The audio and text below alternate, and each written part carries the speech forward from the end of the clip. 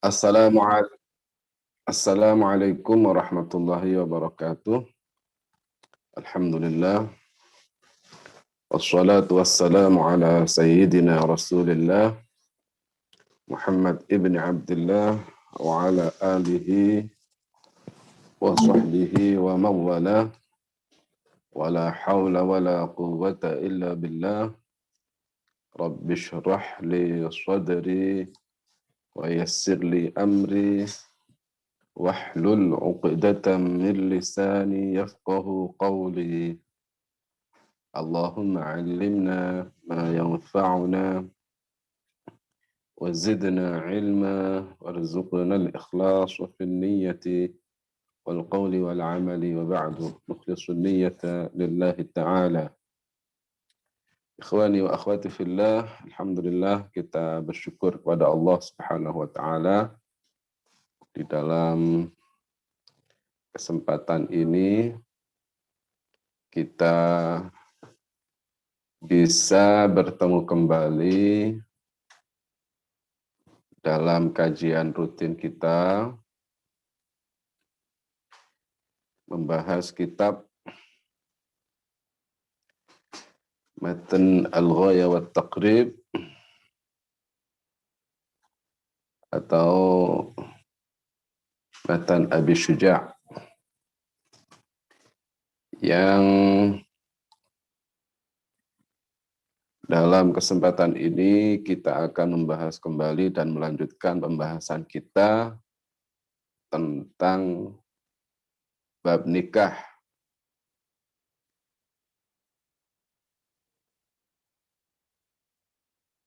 Adapun pembahasan bab nikah yang akan kita bahas dalam kesempatan ini melanjutkan pembahasan yang lalu tentang beberapa hal yang berkaitan dengan akdun nikah, ya, dan rukun-rukun nikah.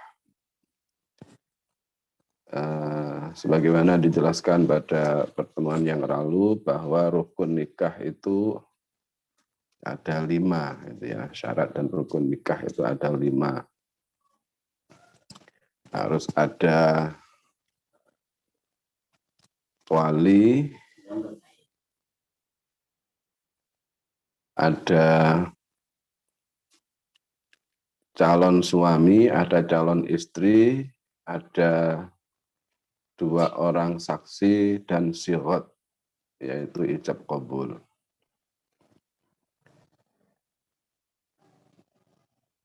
Dalam pertemuan yang lalu sudah kita bahas tentang beberapa rukun ini dan syarat-syaratnya, gitu ya. Syaratnya wali dan syarat 2 orang saksi. Cuma pada pertemuan yang lalu karena sesuatu hal maka penjelasannya belum utuh. Ya, mungkin insya Allah kita akan lengkapi dan sempurnakan penjelasannya di dalam kesempatan ini insya Allah ta'ala.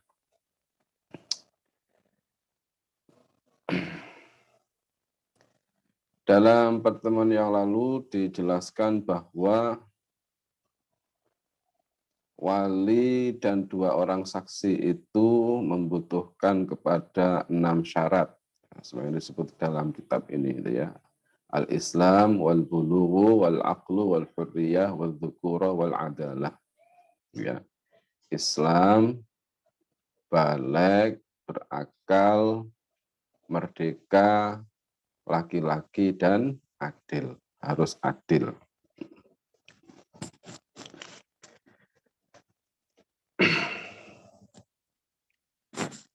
Dalam kesempatan ini, mungkin sedikit bisa ditambahkan bahwa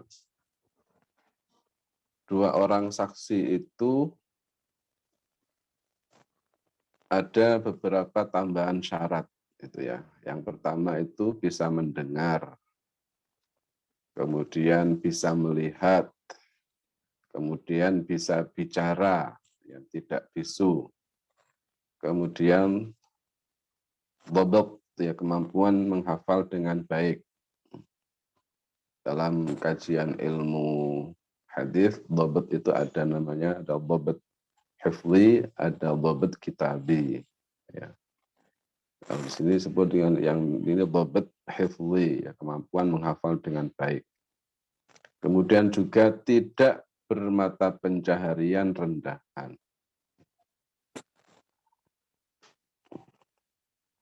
Ya, seperti tukang bersih-bersih sampah misalnya, ya, itu dianggap, ya, meskipun secara sosial sebenarnya tidak ada pencaharian yang rendah sebenarnya itu, ya. Pokoknya halal itu tidak ada masalah. Yang penting halal. Apa mata pencaharian apapun yang penting halal, ya. Tetapi dalam hal pernikahan ini itu bisa menjadi apa istilahnya problem, ya. Karena syaratnya saksi itu ini tidak bermata pencaharian rendahan, ya. Makanya tidak sah persaksian orang yang buta, orang yang tuli, orang yang bisu, orang yang tidak mempunyai kemampuan mengungkapkan atau berkata-kata, atau orang yang bermata pencaharian rendah itu tadi. Nah, kemarin juga dijelaskan bahwa dalam akad nikah itu sirotnya itu harus dipahami, ya, dipahami oleh dua orang saksi ini. Pakai bahasa apapun itu kan boleh, ya. Pakai bahasa apapun itu boleh, tetapi syaratnya bahasa yang dipakai dalam akad nikah itu harus dipahami oleh dua orang saksi. Kemudian tentang masalah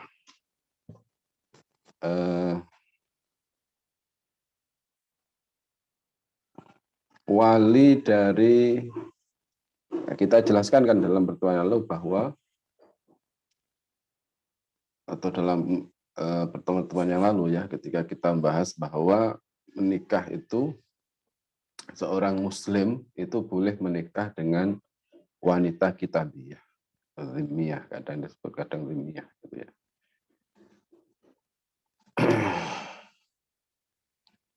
Artinya berarti kalau calon istrinya itu adalah wanita kitabiyah, berarti kan pengecualian ini berarti ini. Kemarin dijelaskan bahwa tadi dibacakan bahwa syaratnya wali dan dua orang saksi itu kan termasuk wali di sini adalah Islam, ya, harus Islam. Berarti kalau kafir berarti tidak sah perwaliannya. Nah, maka di sini al-mu'allif rahimahullah kemudian menjelaskan, ya, tambahan illa annahu la yaftaqiru nikahu dhimmiyati ila islami al-waliyyi wala nikahul amati ila adalati sayyid. Ila annahu, hanya saja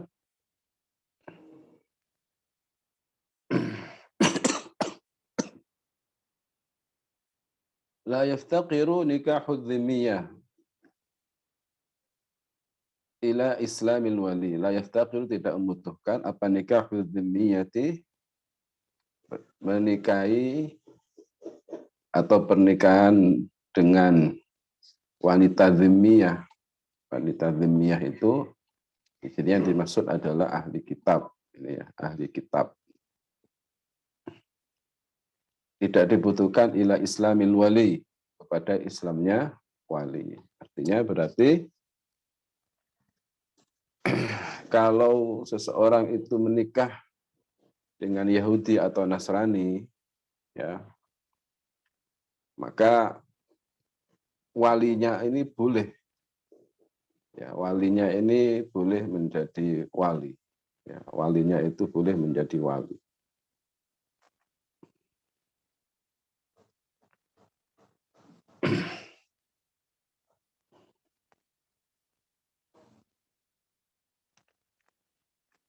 Tapi walinya ini ya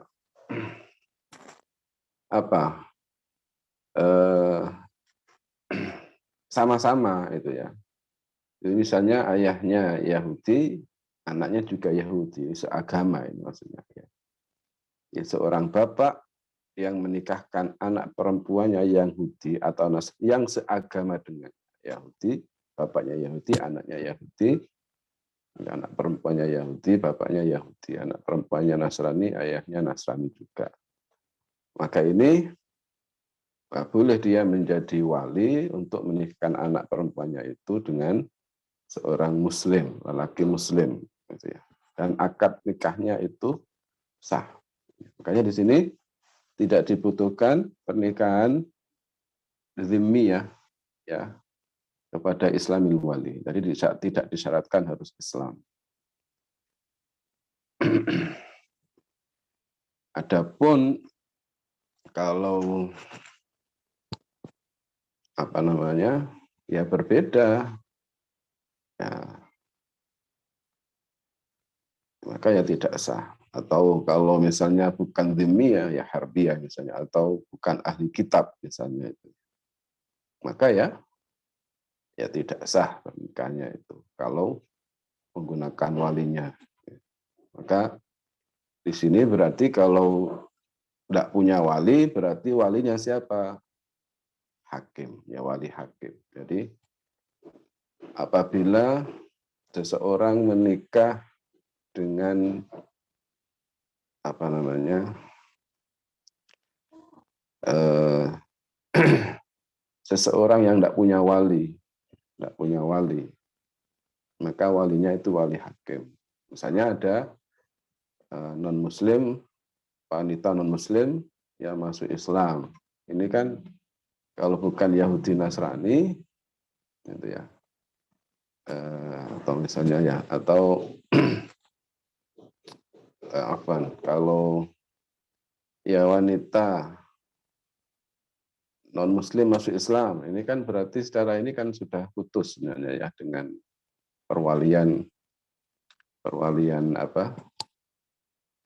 Perwalian sudah putus, gitu ya. Maka di sini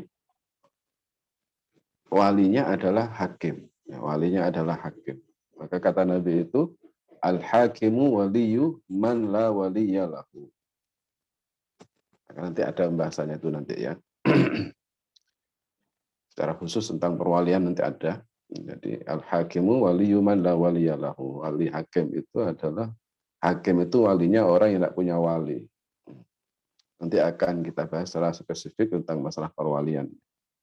Kemudian juga wala nikahu al-amati ila adalati sayyidi, dan tidak membutuhkan pernikahan al-amah, hamba sahaya, ya, perempuan, ila adalati sayyidi, kepada adilnya sayyidnya. Ini ya kita tidak bahas secara mendalam masalah amah ya, karena memang sekarang sudah tidak ada amah. Meskipun ada di beberapa daerah, tapi sangat langka sekali. Di Indonesia tidak ada. Ini yang berkaitan dengan masalah rukun-rukun nikah dan syarat-syaratnya.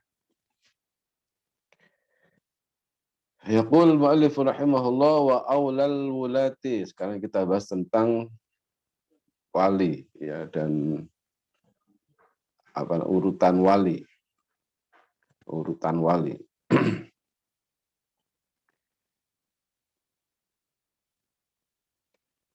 Wa aulal wulati, dan wali yang paling utama, aulal wulat, wali yang paling utama, al-abu adalah bapaknya. Ya, artinya yang wali yang paling utama itu yang nomor satu.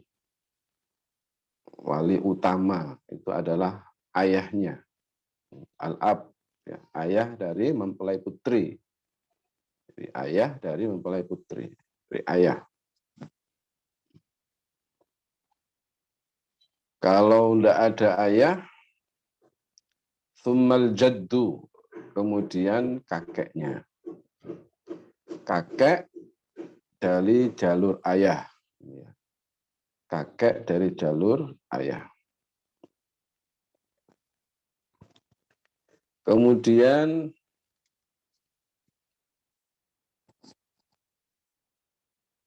ya, tsummal jaddu abul ab ini ya, tsummal jaddu abul ab.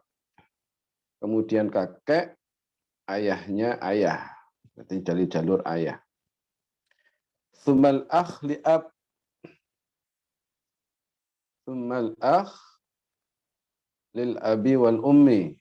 Kemudian saudara laki-laki seayah dan seibu, berarti saudara kandung. Saudara laki-laki kandung. Tsummal akhu lil ab, kemudian saudara laki-laki seayah. Tsumma ibnul akh lil ab, kemudian anak saudara laki-laki seayah. Ini anak laki-laki lil abi wal ummi. Tsumma ibnul akhi lil abi wal ummi, kemudian anak laki-laki dari saudara laki-laki seayah dan seibu, saudara kandung. Di anak laki-laki dari apa? Saudara laki-laki kandung. Tsumma ibnul akhi lil ab, kemudian anak laki-laki dari saudara laki-laki seayah, yang seayah. Tsumma al-ammu, kemudian paman. Al-ammu ini paman. Paman itu di dalam bahasa Arab jalur ibu dan jalur bapak itu beda penyebutannya. Ya, kalau jalur ayah itu disebut am, jalur ibu disebut khol. Nah, maka di sini yang masuk di dalam perwalian itu adalah paman dari ayah. Itu am di sini al-am. Tsumma ibnuhu, kemudian anaknya paman, anaknya am. Ala hadat tartibi, sesuai dengan urutan ini. فإذا عدمت العصبات فالمولى المعتق ثم عصباته ثم الحاكم. فإذا عدمت, maka jika tidak ditemukan apal asabatu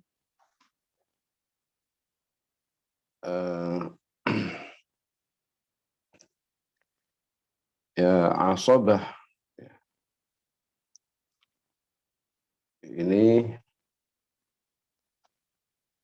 ini untuk apa namanya, untuk budak ya.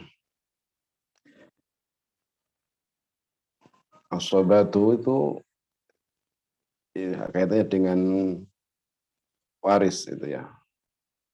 Fal maulal mu'tiqu, maka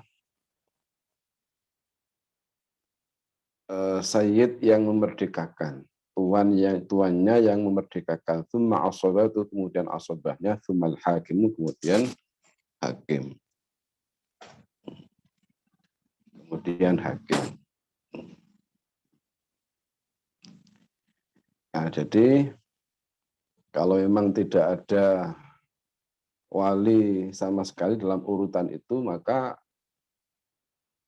hakim adalah wali yang terakhir sudah itu. Ini namanya wali hakim. Ada juga disebut dengan wali muhakkam. Kalau wali hakim ini adalah hakim ini ya. Wali hakim itu adalah wali yang ditunjuk ya oleh sultan itu ya. Atau dia ini sultan atau apa ya, hakim itu ya kan sultan, penguasa gitu ya, atau yang ditunjuk oleh penguasa, oleh sultan ya. Kalau di Indonesia itu ini biasanya yang bertindak sebagai wali hakim adalah KUA kepala KUA itu ya di Indonesia itu biasanya.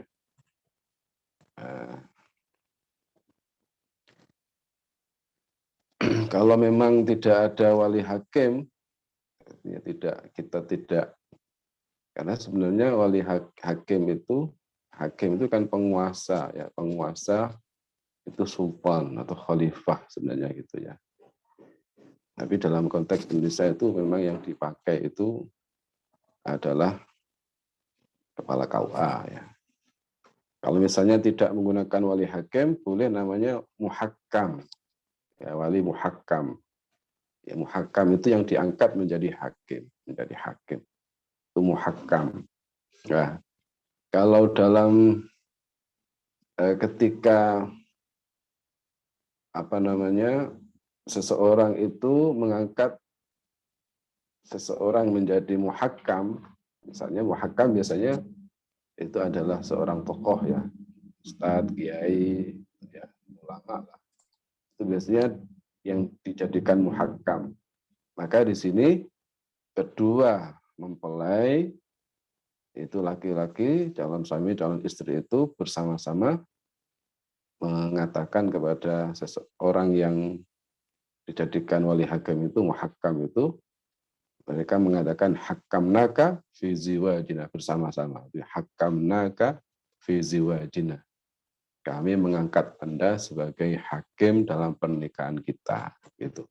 Ya, hakamnaka fi ziwajina.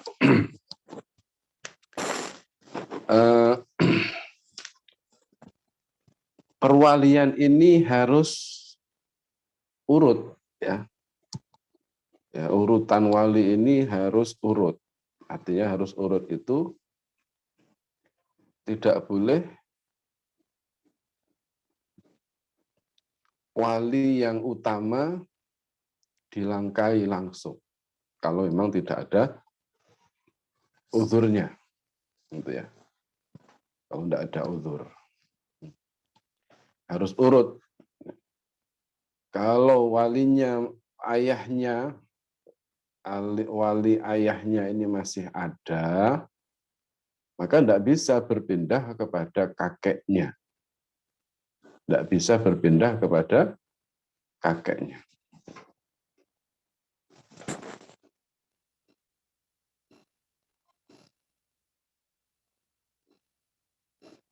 Jadi nggak bisa berpindah kepada kakeknya. Begitu juga kalau misalnya kakeknya ini masih ada, ya ayahnya tidak ada, baru pindah pada kakeknya. Kalau kakeknya masih ada, maka tidak bisa berpindah kepada saudara laki-lakinya. Ya, saudara laki-laki yang sekandung itu. Tidak bisa. Jadi harus urut. Ya, harus urut. Kecuali kalau misalnya wali utama sudah tidak ada. Kakaknya ayahnya tidak ada, bisa berpindah kepada kakeknya. Kakeknya tidak ada, bisa berpindah kepada saudara laki-lakinya yang sekandung itu. Gitu seterusnya. Atau ada tapi tidak memenuhi syarat. Misalnya kakeknya, ayahnya gila. Ayahnya gila. Ada tapi tidak memenuhi syarat kan, berarti berpindah kepada yang selanjutnya. Begitu seterusnya. Kalau masih ada, nggak bisa. Ini yang sering terjadi itu, kalau ayahnya ini berada di tempat lain, ya, di luar negeri misalnya. Nah ini tidak boleh kemudian berpindah langsung kepada kakeknya, karena masih ada, masih bisa dihubungi. Gitu ya. Masih bisa dihubungi. Maka kalau memang ayahnya tidak bisa hadir, tapi masih bisa dihubungi, ya, masih bisa hadir dan masih bisa dihubungi, maka harus ada apa istilahnya wakalah, ya, mewakilkan. Ayahnya ini harus mewakilkan ya kepada terserah mau diwakilkan kepada kakeknya atau mewakilkan kepada saya, karena perwakilan itu boleh tidak harus walinya kalau perwakilan itu. Ya, kadang itu kan kita sering menemukan di masyarakat biasanya itu yang menikahkan putrinya itu kebanyakan bukan dia sendiri, tetapi mewakilkan kepada penghulu, kadang mewakilkan kepada tokoh, kepada kiai, dan seterusnya. Maka kalau ayahnya ini masih ada, maka harus mewakilkan kepada siapa yang ditunjuk sebagai wakil. Terserah, mau mewakilkan pada penghulu, ya silahkan, atau tokoh setempat, silahkan. Baik itu melalui telepon, ya, atau yang lainnya. Atau misalnya video call, misalnya itu kan bisa. Sekarang ini kan zamannya sudah canggih ya. Ya, bisa video call. Pokoknya syaratnya walinya ini benar-benar walinya, bukan wali sewaan atau wali yang mirip, dianggap mirip. Ya, pokoknya benar-benar ya. Maka bisa mewakilkan seperti itu. Kalau di dalam undang-undang pernikahan itu harus ini ke pemerintahan ya, karena itu ke pemerintahan, maka harus melalui surat katanya gitu. Harus melalui surat resmi dari, kalau di Malaysia misalnya, harus ada surat resmi dari pemerintah sana yang menunjukkan bahwa ini orang tuanya sendiri, ayahnya sendiri yang betul-betul mewakilkan.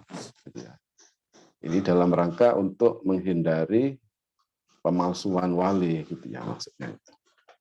Biar valid maka harus ada surat resmi. Kalau secara pemerintahan begitu, harus surat resmi. Tetapi jika memang benar-benar sudah dipastikan aman dari unsur horor, ya, unsur penipuan itu, maka tidak ada masalah kalau meskipun tidak ada surat resmi, gitu ya. Tapi itu cara pemerintahan begitu, aturannya begitu. Kalau surat pemerintah aturannya begitu. Tapi secara syarat tidak harus begitu, asalkan pokoknya benar-benar. Kalau sekarang misalnya pakai video call itu kan bisa, video call bisa. Atau per telepon bisa, asalkan memang benar-benar itu ya, bukan orang lain. Ya, kalau orang lain mewakilkan ya tidak sah, tidak bisa. Ya. Nah, ini harus menjadi perhatian yang terkadang itu sering terjadi di masyarakat. Biasanya kalau sudah begini, walinya itu ada di luar negeri, ini biasanya pihak KUA itu langsung mengambil alih, sehingga langsung pakai wali hakim. Ini ya tidak bisa sebenarnya itu, karena walinya masih ada. Kecuali walinya tidak ada, maka langsung wali hakim, tidak ada masalah. Karena memang tidak ada sama sekali, tidak ada walinya masih ada, maka harus ya walinya itu. Gitu. Jadi selagi walinya itu masih ada, maka tidak bisa berpindah. Ya, wali utamanya masih ada, maka tidak bisa berpindah kepada perwalian wali selanjutnya. Ya, harus tertib urut. Kecuali kalau yang pertama tidak ada, bisa pindah kedua. Kedua tidak ada, pindah ketiga. Ketiga tidak ada, pindah keempat, dan seterusnya. Dan kalau memang tidak ada sama sekali, walinya tidak ada sama sekali, berarti ya wali hakim. Al-hakimu waliyu man la waliyalah, atau as-sultanu waliyu man la waliyalahu. Ya.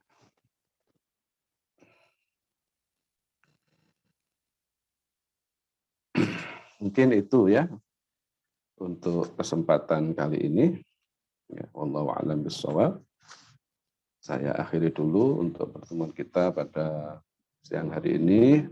Mohon maaf sekali lagi saya ucapkan kepada para audien, para ikhwah sekalian. Insya Allah kita akan lanjut pada hari Jumat mendatang, insya Allah jika tidak ada uzur. Ya. Mari kita tutup dengan bacaan tahlil 3 kali dan sholawat. La ilaha illallah, la ilaha illallah, la ilaha illallah. Allahumma sholli ala sayyidina Muhammad wa ala alihi wa sahbihi wa sallim. Allahumma sholli ala sayyidina Muhammad wa ala alihi wa sahbihi wa sallim. Allahumma sholli ala sayyidina Muhammad wa ala alihi wa sahbihi wa sallim. Rabbi ighfir li wa liwalidayya wa lil mu'minina wal mu'minat.